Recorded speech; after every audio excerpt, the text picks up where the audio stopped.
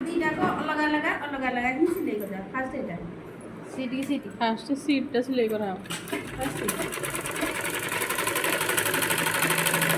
କରୁଛ ତମେ କରୁଛ ପରା? ଛାଡ଼ିଦେବି ତମ ମୋର 16 ଇଏ ଅଛି। ଯେମିତି ଯେମିତି କାଟିଥିବ ସେମିତି କିଛି ଓଲଟା ପଲଟା କିଛି କରିବନି, ପୁରା ସେମିତି ଯେମିତି ଅଛି ସେମିତି ଗଲେ ସିଲେଇ କରିବ। ବୁଝିପାରିଲ? ଆକୁ ଟିକେ ହାଫ୍ ଇଞ୍ଚରେ ସିଲେଇ ହବ। ଦେଖ ଆମେ ଆକୁ ଟିକେ ଛାଡ଼ିଦେବା।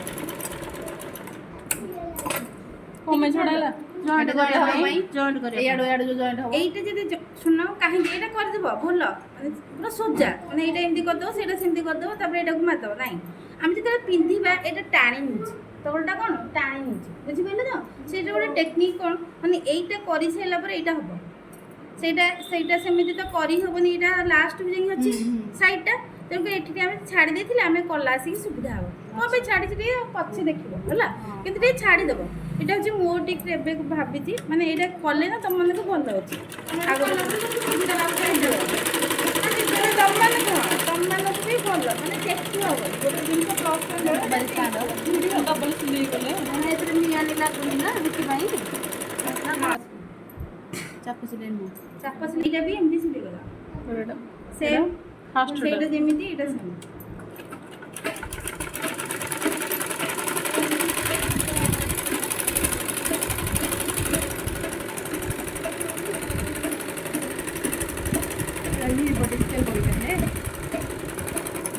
ଟିକେ ଛଡ଼ା ହବ।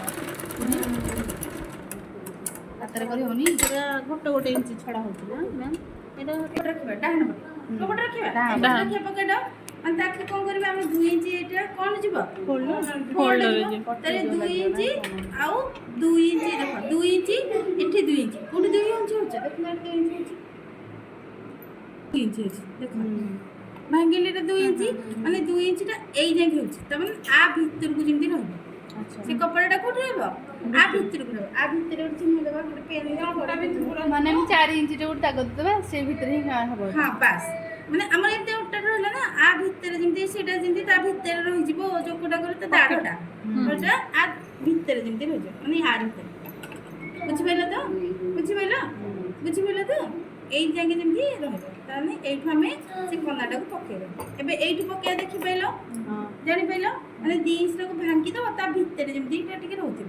ଏ କନାଟା ଯୋଉ ପ୍ୟାଣ୍ଟ ପକେଟ କନାଟା, ଏ ପକେଟ କନାଟା ପକେଟଟା ଏମିତି କଟା ହବ। ଏଇଟା ବଡ଼ ପକେଟ ଧାନ ଚାଉଳ ନେଇଯିବ, ଛୋଟିଆ ହେଇଯିବ। ଦେଖୁନ ଏଇଟା ଏଇଟା ପଇଲା, ଦେଖିପାରିଲ? ଏଇଟା ପଇଲା, ଦେଖ ଏଇଟା ଏଇ ଚିହ୍ନଟା କୋଉଠି ଦେଲି ଦେଖିପାରିଲ ତ? ଏଇ ଚିହ୍ନଟା କୋଉଠି ଦେଲି ଦେଖିପାରିଲ?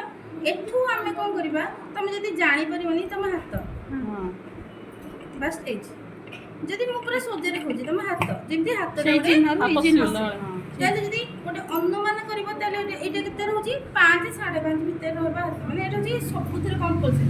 5 5.5 ରଖିଲେ ଠିକ୍।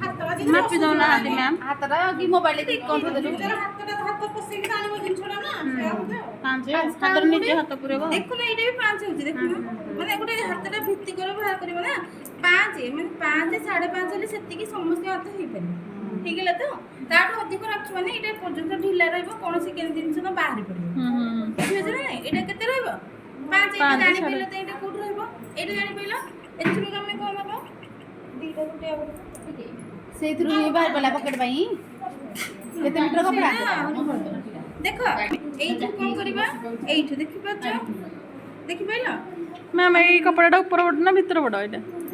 ଏଇଟା ଉପର ପଟ ନା ଭିତର ପଟ? ଏଇ କପଡ଼ାଟା ଏଇଟା ବା ଉପର ପଟ, ଏଇଟା ଉପର ପଟ, ଉପର ପଟ। ଏଇଟା ଉପର ପଟ।